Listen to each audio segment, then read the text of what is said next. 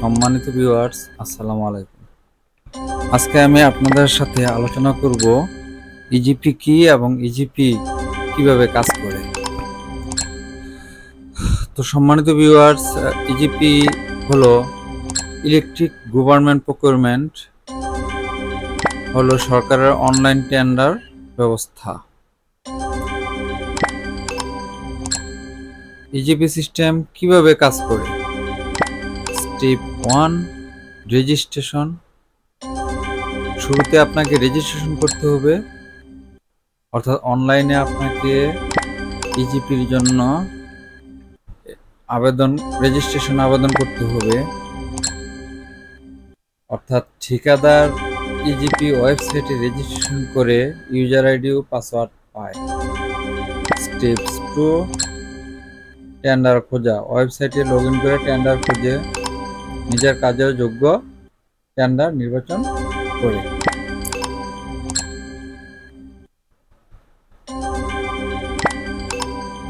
Step 3, documents প্রস্তুত। প্রয়োজনীয় কাগজপত্র স্ক্যান করে আপলোড করে। স্টেপ 4, বিড সাবমিশন। অনলাইনে দর প্রাইস দিয়ে সাবমিট করে। স্টেপ 5, বিড ওপেনিং। নির্দিষ্ট তারিখে স্বয়ংক্রিয়ভাবে দরপত্র খোলা হয়। Step 6, evaluation. সরকারি কর্তৃপক্ষ যাচাই করে কে সবচেয়ে যোগ্য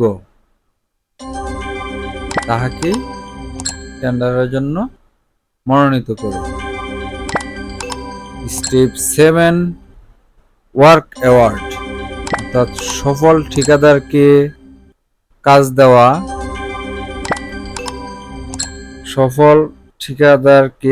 দেওয়া। স্টেপ এখন আমরা আলোচনা করব ইজিপি চালুর উদ্দেশ্য কি।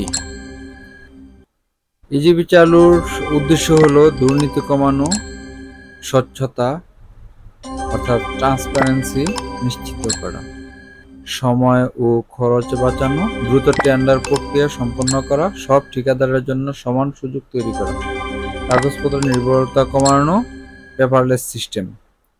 অর্থাৎ আগে যে অ্যানালগ পদ্ধতি, যেই কাগজপত্র নিয়ে যে দৌড়ঝাঁপ বা ঝামেলা তৈরি করা হতো, সেই কাগজপত্র নির্ভরতা কমানো এবং খুব সহজে টেন্ডার সাবমিট প্রসেস করা। নেক্সট স্টেপ, সঠিকভাবে টেন্ডার বোঝা।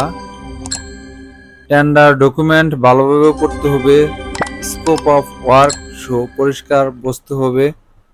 ভুল বুঝলে বিড রিজেক্ট হওয়ার সম্ভাবনা বেশি।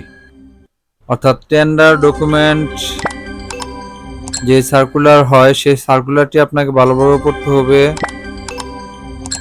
ওয়ার্কশো পরিষ্কার বুঝতে হবে, অর্থাৎ আপনার কাজের যে প্রক্রিয়া বা ধরন সেটা আপনাকে ভালোভাবে বুঝতে হবে। ভুল বুঝলে বিড রিজেক্ট হওয়ার সম্ভাবনা বেশি। অর্থাৎ আপনি যদি ভুল বোঝেন বা ভালো বুঝতে না পারেন, সেক্ষেত্রে আপনার টেন্ডারটি রিজেক্ট হওয়ার সম্ভাবনা বেড়ে যায়। সম্পূর্ণ ও সঠিক ডকুমেন্টস, অর্থাৎ সব রিকোয়ার্ড ডকুমেন্টস আপলোড করতে হবে। NID, trade licence, experience certificate ঠিক থাকতে হবে। কোনো ডকুমেন্টস মিসিং থাকলে সরাসরি বাতিল হয়ে যাবে।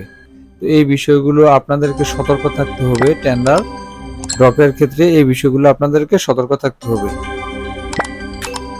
নেক্সট স্টেপ, সঠিক দর অর্থাৎ প্রাইস নির্ধারণ। খুব বেশি কম দিলে লস হতে পারে, বেশি দিলে লোয়েস্ট বিডার হওয়া যাবে না। তাই বাজার যাচাই করে স্মার্ট প্রাইস দিতে হবে। সময় মতো বিড সাবমিট, অর্থাৎ ডেডলাইন মিস করা যাবে না। সাবমিটের যে নির্দিষ্ট সার্কুলারে সাবমিটের যে নির্দিষ্ট তারিখ দেওয়া থাকে, সেই ডেডলাইন অনুযায়ী আপনাকে সাবমিট করতে হবে। অর্থাৎ শেষ সময়ের আগে সাবমিট করা ভালো।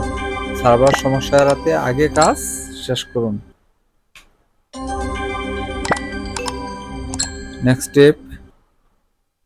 স্টেপ 5, টেকনিক্যাল যোগ্যতা।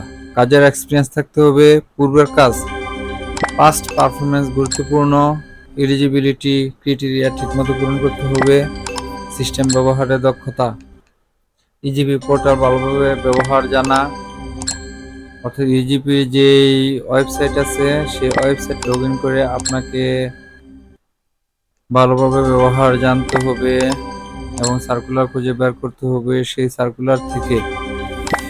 সার্কুলার থেকে আপনাকে বিট করে সরকারের কাছ থেকে কাজ গ্রহণ করতে হবে। ডকুমেন্টস আপলোড, বিওকিউ ফিল ঠিকভাবে করা, ছোট ভুলেও বড় সমস্যা হতে পারে, অর্থাৎ ছোটখাটো কোনো ভুলেও আপনার ক্ষেত্রে বড় কোনো সমস্যা হতে পারে।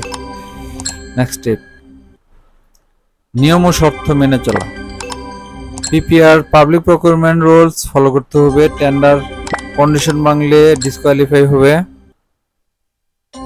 স্টেপ 8, সততা ও স্বচ্ছতা, ভুয়া তথ্য দিলে ব্ল্যাকলিস্ট হতে পারেন, সব তথ্য সঠিক ও যাচাইযোগ্য হতে হবে। নেক্সট স্টেপ, সহজভাবে মনে রাখবেন, কারেক্ট ডকুমেন্টস যোগ স্মার্ট প্রাইস যোগ timely submission equal success in EGP system. Thank you সবাইকে, ভালো থাকবেন, ধন্যবাদ। আর আমার এই YouTube channel tech research BD চ্যানেলটি সাবস্ক্রাইব করবেন, ফলো দিয়ে আমার পাশে থাকবেন এবং পরবর্তীতে নেক্সট কোনো ভিডিও আমার চ্যানেলে আপলোড করলে আপনারা সাথে সাথে পেয়ে যাবেন। তো ধন্যবাদ সবাইকে, ভালো থাকুন।